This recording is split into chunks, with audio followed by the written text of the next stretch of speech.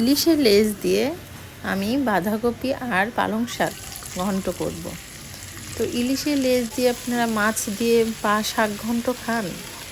আমাদের উত্তরবঙ্গের ওদিকে কিন্তু অনেকেই খুবই পছন্দ করে, যেমন পালং শাক ঘন্ট, কচুর শাক ঘন্ট, তারপরে আপনার লাউ ঘন্ট, বাঁধাকপি ঘন্ট, এগুলো কিন্তু খুব পপুলার, এবং মাছ দিয়ে, সেটা চিংড়ি কিংবা ইলিশ মাছ দিয়ে খুবই পপুলার।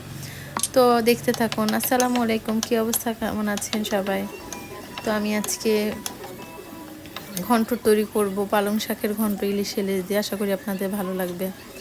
তো প্রথমে পেঁয়াজ কুচি নিয়ে নিয়েছি, তেল দিয়ে দিয়েছিলাম আগেই, সয়াবিন তেল গরম হলে তখন পেঁয়াজ কুচি দিয়ে দিয়েছি, কাঁচামরিচ দিয়েছি বেশ অনেকটাই, 7-8টার বেশি। তো আপনারা চাইলে কাঁচামরিচ একটু কমিয়ে দিতে পারেন যারা ঝাল কম খান, কিন্তু ঘন্টতে কিন্তু একটু ঝাল হলেই ভালো লাগে। তো সামান্য হলুদ গুঁড়ো দিয়ে দিয়েছি, একটু নাড়াচাড়া করে নেব। এখন এই যে ইলিশের লেজটা আমি কাটা ছাড়িয়ে নিয়েছি, ইলিশের লেজটা আমি দুটো ইলিশের লেজ নিয়েছিলাম। তো এই লেজটা আমি আগে হালকা ভেজে নিয়েছি, ভেজে কাটাগুলো ছাড়িয়ে নিয়েছি, ছাড়িয়ে তারপর আমি এর ভেতরে দিয়েছি। তো আপনারা যদি চান যে কাটা সহ দিবেন সেটাও করতে পারেন। আপনারা যদি চান কাটা বেছে দিলেই ভালো, যদি বাচ্চারা খায়। আর কাটা থাকলে কিন্তু খেতে ভালো লাগে। আপনার বড় কাটাগুলো একটু দিয়ে দিবেন, ছোটো কাটাগুলো আপনার বেছে ফেলে দিবেন। এখন এই যে আমি বাঁধাকপি দিয়ে দিচ্ছি। ইলিশের লেজটা আমি আসলে ওভাবে ভেজে বাছা দেখাইনি, আপনারা এটা স্কিপ হয়ে গিয়েছে। তো আমি বাঁধাকপি দিয়ে দিলাম। এখন পালং শাক দিয়ে দেব।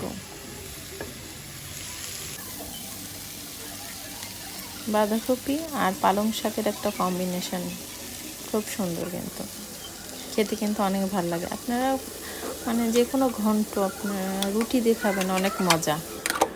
আবার হচ্ছে ভাত দিয়ে খাবেন, সেটাও অনেক মজা। একটু গরম গরম খেতে হবে, খেলে পরে বেশি মজা লাগবে।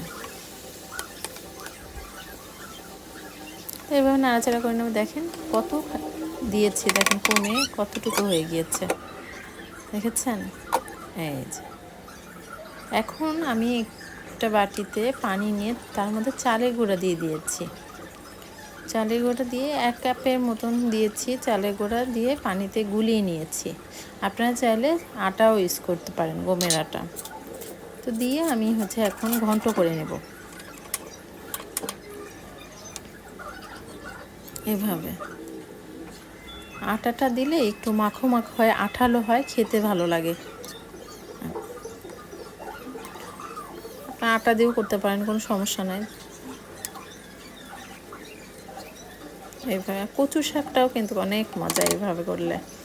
আপনার ইলিশ দিয়ে বেশি মজা লাগে, ইলিশ মাছ দিয়ে। আপনার চিংড়ি দিয়েও করতে পারেন, কোনো সমস্যা নেই, ছোটো চিংড়ি দিয়ে হলে ভালো লাগবে খেতে।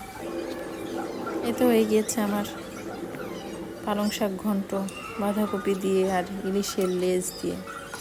তো ইলিশের লেজ কিংবা চিংড়ি এটা দিবেনই, এটাই খেতে মজা, এটাই ভালো লাগবে।